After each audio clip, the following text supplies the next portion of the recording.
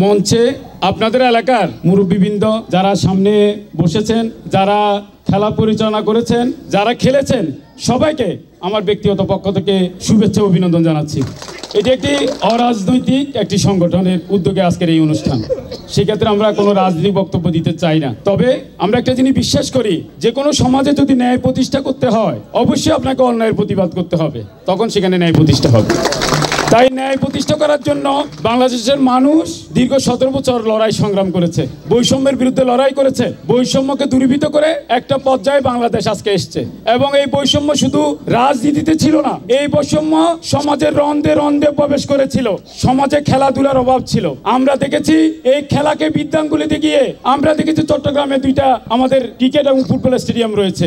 এই স্টেডিয়ামগুলোতে খেলার একটা খরা বিরাজমান ছিল। এই অবস্থা থেকে আপনারা দেখেছেন বৈষম্য বিরোধী একটা আন্দোলনের মাধ্যমে ছাত্র জনতা সহ রাজনীতিক সহ সমাজের বিভিন্ন পর্যায়ের লোকজনের সংগ্রামের মাধ্যমে আমরা একটা বিজয় অর্জিত করেছি। এই বিজয়ের পরে আমাদের সংগঠন বাংলাদেশ জাতীয় দলের ভারপ্রাপ্ত চেয়ারম্যান তারেক রহমান সাহেব প্রথম যে কাজটা শুরু করেছে, সংগ্রাম শুরু করেছে, সেটা হচ্ছে যে মাদকের বিরুদ্ধে খেলার মাধ্যমে লড়াই শুরু করেছে। এবং আপনারা দেখেছেন আমাদের চট্টগ্রামে ফুটবল এবং ক্রিকেটের বেশ কয়েকটি খেলা অনুষ্ঠিত হয়েছে, এবং আমরা এখন দেখছি বিভিন্ন এলাকায় নতুনভাবে যাদের কারণে আমরা খেলাধুলা অনুষ্ঠান করা এলাকা সম্ভবপর হতো না, মাদকের আড্ডা ছিল, সেই জায়গাগুলোতে আমরা এখন দেখছি খেলাধুলার মাধ্যমে যুব সমাজকে উজ্জীবিত করার জন্য কাজ করা হচ্ছে। আমরা সেটাকে সাধুবাদ জানাই, এবং আমি বিশ্বাস করি আজকে মুন্সিপাড়ায় এই স্টেজে বসে আমি চিন্তা করছিলাম, আসলে মুন্সিপাড়ার লোকজনের গর্ব করার বিষয়।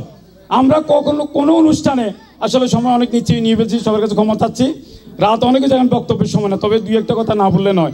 আপনাদের এলাকার মুরব্বীরা এবং যুবক বলেন, ছাত্র বলেন, শ্রমিক বলেন, যে যেখানে আছে, যে পাশে আছে, এবং নারীরা পর্যন্ত আজকের এই ছোট জায়গায় এই খেলাটাকে আর ছোট জায়গায় রাখে নাই। এই খেলাটাকে ওনারা সবাই ধারণ করেছে, সবার মনের মধ্যে নিয়েছে। এই খেলাটাকে যে উচ্চতা নিয়ে গেছে, আমি বিশ্বাস করি মুন্সিপাড়া থেকে, এই এলাকার মানুষ থেকে অন্যান্য চট্টগ্রাম মহানগরের বিভিন্ন এলাকার মানুষ শিক্ষা গ্রহণ করবে। জায়গা, স্থান, কাল, পাত্র বড় কথা নয়, উদ্যোগ যেন নেওয়া যায়, সেই উদ্যোগের মাধ্যমে অবশ্যই সমাজকে পরিবর্তন করা সম্ভবপর হয়। সেই কাজটি বন্ধুগণ দেখিয়ে দিয়েছে, প্রমাণ করে দিয়েছে যে আমরা সমাজের সবাইকে নিয়ে, এই যে যারা ওনারা এই সময় ঘুমিয়ে যাওয়ার কথা, ফজর নামাজে ওনারা ঘুম থেকে উঠে তাহাজ্জুদের নামাজ পড়ে, এই ধরনের লোকগুলো পর্যন্ত স্টেজে বসে আছে, দীর্ঘক্ষণ পর্যন্ত বসে আছে, খেলা দেখেছে, উপভোগ করেছে। এটা আপনারা সবাই ওনাদেরকে অ্যাপ্রিসিয়েট করতে হবে। ওনারা যে কাজ করেছে আপনাদের উৎসাহ দেওয়ার জন্য আমি আমার ব্যক্তিগত পক্ষ থেকে, আমার সংগঠনের পক্ষ থেকে আপনাদের সবাইকে, মুন্সিপাড়াকে আমি সাধুবাদ ও কৃতজ্ঞতা জানাচ্ছি, এবং বন্ধুগণকে বিশেষভাবে ধন্যবাদ জানাচ্ছি।